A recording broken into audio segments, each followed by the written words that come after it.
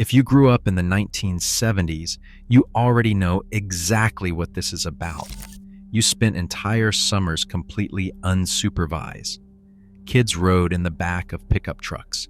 Parents sent children to the store to buy cigarettes and alcohol.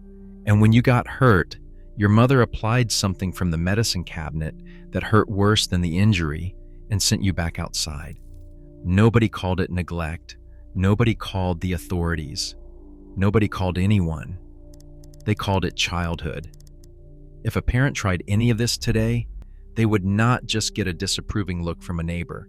They would be explaining themselves to a judge. But for an entire generation of Americans, this was simply how life worked. And most of us turned out fine. Mostly. Here are 10 things that 70s parents did that would be completely unthinkable today. Number 10. No seatbelts, no problem. Today, child safety in cars is taken extremely seriously. In the 1970s, children rode freely around the inside of moving vehicles with no restraints of any kind. Kids climbed over seats, wrestled on the floor, and fought over spots in the back of the family station wagon. Nobody wore a seatbelt. Nobody thought to ask about one. When the car stopped suddenly, the only safety system was a parent's arm swinging out instinctively. We called it riding in the car. Today they would call it something that involves lawyers. Number 9. The latchkey lifestyle. Today, leaving a young child home alone for an afternoon is a neighborhood scandal. In the 1970s, it was a way of life with its own name. We were the latchkey kids. Both parents were working. Children walked home from school, let themselves into an empty house, and were in charge until the parents came home in the evening. There were no cell phones, no check-ins, no supervision of any kind. Your parents simply assumed that if the house was not on fire when they got home, everything had gone according to plan, and it usually had. Number 8. Running errands for vices. Picture a young child walking into a store today and asking for cigarettes and alcohol on behalf of a parent. The store would be on lockdown within seconds. In the 1970s, this was a routine afternoon chore. Children were sent to the corner store with a note from a parent. The clerk filled the order without question. Nobody asked for identification. A note from dad was considered enough. Children rode home with the goods and felt like trusted members of the household. Number 7. Smoking in the family car. Today, exposing children to secondhand smoke is heavily frowned upon. In the 1970s, it was simply the atmosphere of family life. Parents smoked in the car on every trip. Windows stayed closed in cold weather. Children sat in the back and breathed whatever was in the air. Nobody thought anything of it. When you arrived at your destination, the whole family carried the same smell. Nobody noticed because everyone smelled the same way. Number 6. Children left unattended in cars. The idea of leaving children alone in a parked car while running errands is genuinely alarming today. In the 1970s, parents did it without a second thought.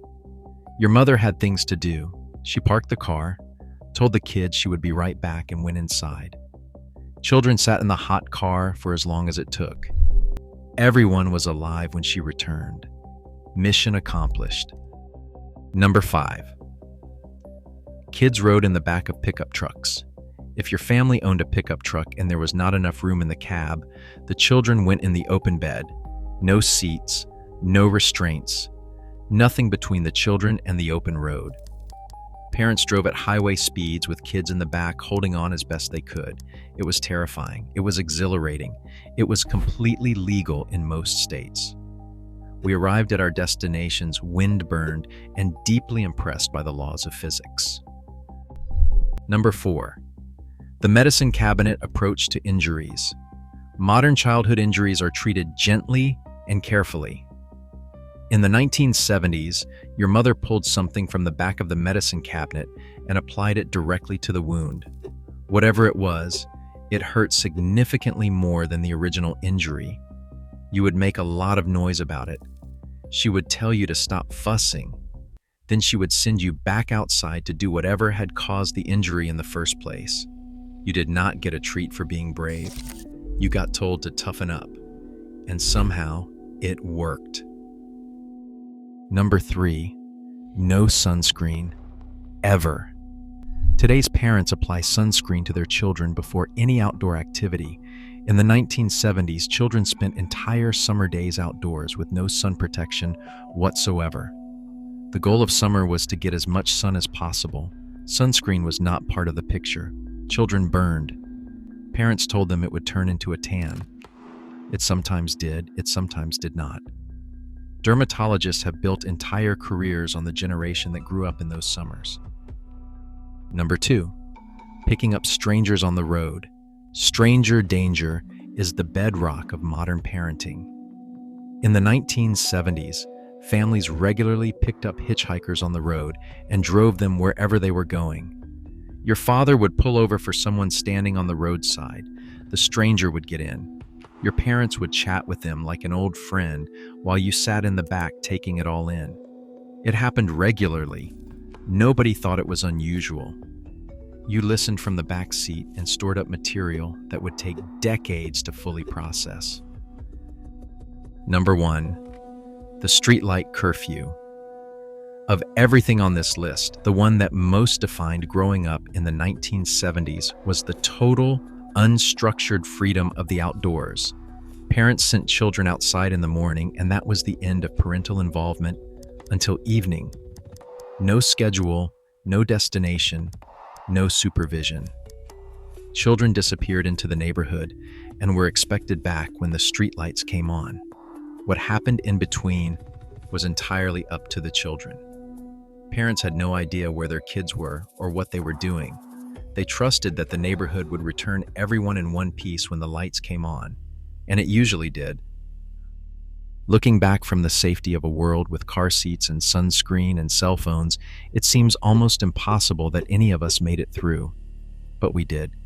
And most of us remember those years, the freedom, the independence, the complete absence of anyone watching over us, as some of the best of our lives.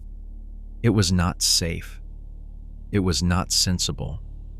But it was ours. Drop the one you remember best in the comments. Every generation has its stories. These are ours.